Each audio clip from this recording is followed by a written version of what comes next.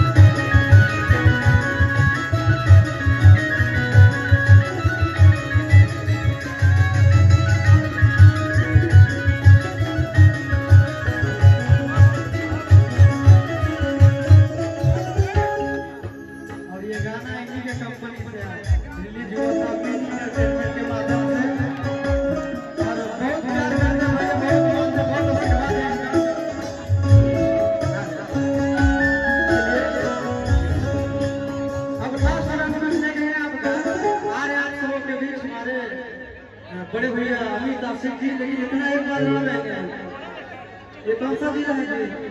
नालंदा। कि नालंदा जिला के